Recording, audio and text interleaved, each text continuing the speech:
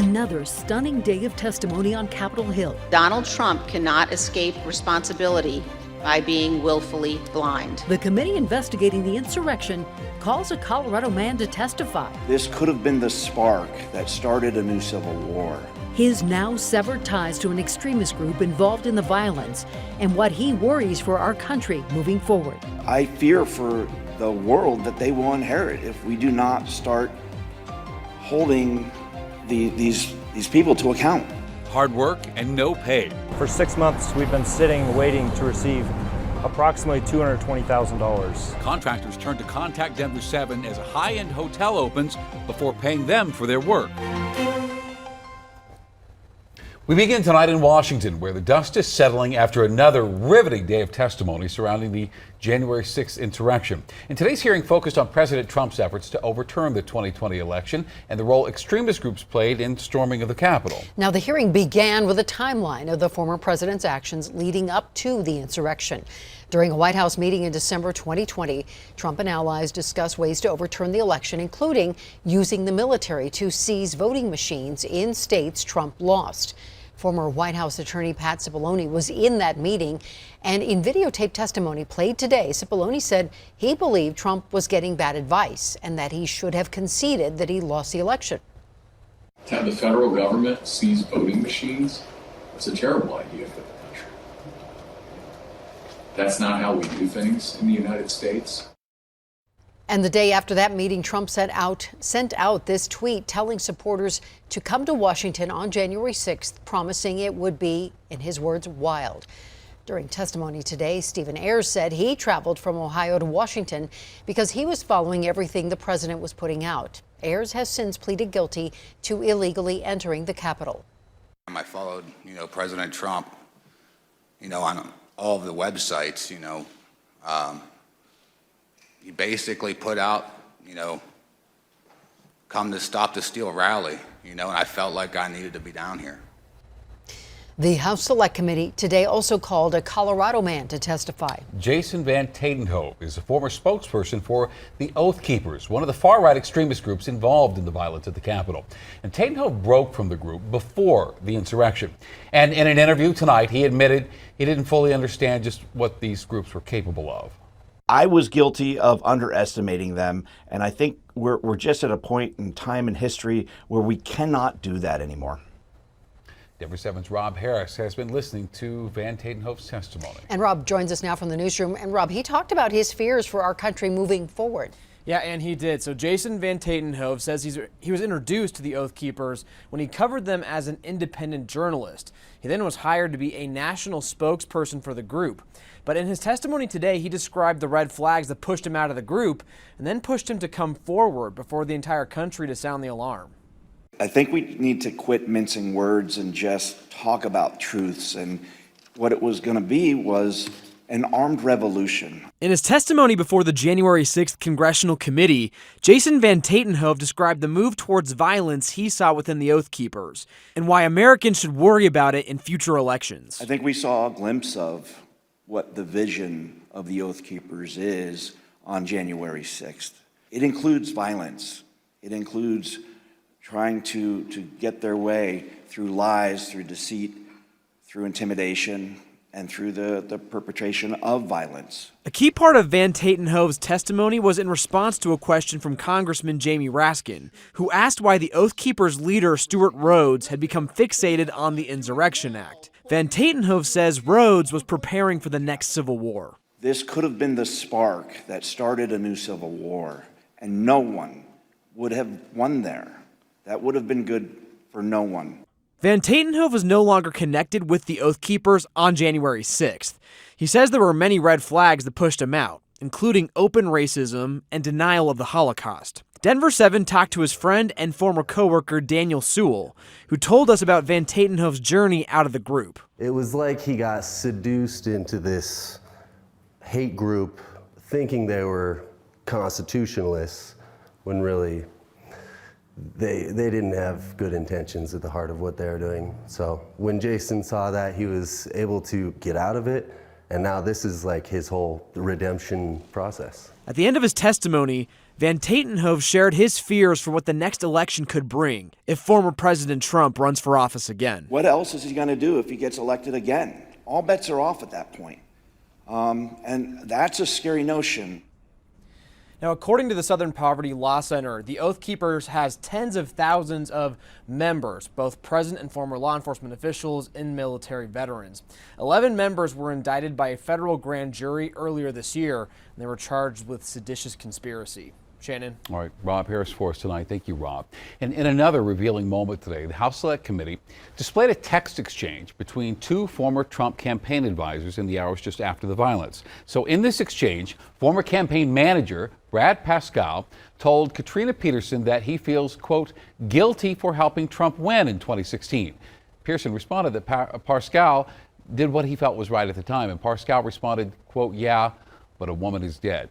That last sentence is in reference to Ashley Babbitt, a rioter who was shot and killed by a Capitol police officer as she tried to breach the House chamber. Pascal would go on to blame Trump's rhetoric for Babbitt's death. And today's hearing also closed with a bombshell. Co-chair Liz Cheney revealing the former president tried to contact one of the witnesses. After our last hearing, President Trump tried to call a witness in our investigation. A witness you have not yet seen in these hearings. And Cheney said the witness did not answer the call and that their lawyer contacted the committee, which then contacted the Justice Department. And Cheney warned efforts to tamper with witnesses will be taken seriously. So as for the next hearing, Liz Cheney said today the committee will analyze minute by minute what was going on at the White House as the mob stormed the Capitol. The committee has not announced when the hearing will be held, but ABC News Tonight is reporting it will be next Thursday in prime time. And our coverage of the January 6 hearings continues right now on the denverchannel.com. You can also watch our in-depth coverage on the free Denver 7 Plus app. For the first time, we are seeing video showing the moments a gunman enters Robb Elementary in Uvalde, Texas. The ensuing shooting would leave 21 people dead, including 19 children.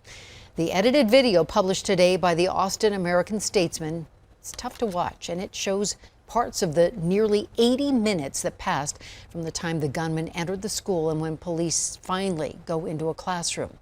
The release of the video upsetting parents of the victims who say they didn't get a chance to see the footage first. These families didn't deserve it. I don't deserve it. That's a slap to our babies' faces, and we're tired of this. You know, we can't trust anybody anymore. It's aggravating. Texas authorities had planned to release the full unedited video before the end of the week. New developments tonight in a Denver 7 investigation. Colorado's Attorney General now says an independent monitor will oversee the San Luis Valley's District Attorney's Office after finding the DA violated the rights of victims and the law. Not only have I not seen Victims' Rights Act violations of this magnitude, but in the entirety of the Victims' Rights Act in Colorado history, we've never gotten to this point before. The outside monitor will oversee DA Alonzo Payne and make sure his office complies with the Victims' Rights Act. Denver 7 investigative reporter Jennifer Kovaleski has spent months digging into complaints involving Payne. They include questionable plea deals and failures to follow up with crime victims as required by law. Lanny Welch, a survivor of domestic violence, was among the first to file a complaint. She says today's announcement's a step in the right direction, but says Payne still needs to be removed from office. I feel, as many other victims do, that DA Payne needs to be removed from office and possibly held criminally accountable for some of his actions. Complaints against Payne to the city led the city of Alamosa to use taxpayer money to have him recalled. So the state's expected to announce a date for that recall election on Friday. We reached out to Payne for comment today. He has yet to return our calls or our emails. Fire crews are keeping watch overnight of the Snow Creek fire, which burned about an acre near the Willow Springs area of Morrison and had some families on evacuation notice this afternoon. While fire crews were able to get out there and drop water and retardant and had crews on the ground fighting the flames. The smoke has now lessened and the threat eased after the winds died down. And at last check, the fire was 25% contained, and West Metro crews expect to continue mopping up tomorrow. The high-end brand new Thompson Hotel in Lodo opened its doors back in February, and now one father-son company that worked hard to paint it is asking Contact Denver 7 why their small business still hasn't been paid. Well, Contact Denver 7's Jacqueline Allen did some digging and found this problem goes much deeper. At the corner of 16th and Market, the Thompson Denver is now open for business. We did all the steel around the windows. Okay. And this father-son team is proud of the work their small business did, painting and wall covering the brand new boutique hotel inside and out. And we did this during COVID when we painted this hotel. At first, all the payments came on time, but after the Fosters finished the job 6 months ago, they say the invoices stopped getting paid, $200,000 short. They're collecting revenue, but we aren't. We aren't getting paid. What does this money mean for your business? It's been crippling our cash flow, and we cannot continue to wait. You know, we need the money now. Contact Denver 7 found they are not alone. Records show several subcontractors have filed liens against the property owner, alleging unpaid work. $115,000 here, $120,000 there, $250,000 here. Why did you reach out to Contact Denver 7? I'm just hoping the developer sees the light. The developer, T2 Hospitality, emailed the Fosters earlier this year. Quote, there have been liens that have stifled February's payment. So the Fosters waited for months, but they can't wait anymore. We're a small business, and it's hard for us to have this hurt for 6 months and not be paid, and we can't hang on for another 6 months. In a statement, the hotel operator, Hyatt, tells us Hyatt is not responsible for payment of the general contractor or any subcontractors. The developer, T2, has not responded. For now, the Fosters plan to put a lien on the Thompson property, a long process that does not help a small painting business pay the bills. Sure would love to get paid for what we did. For Contact Denver 7, I'm Jacqueline Allen.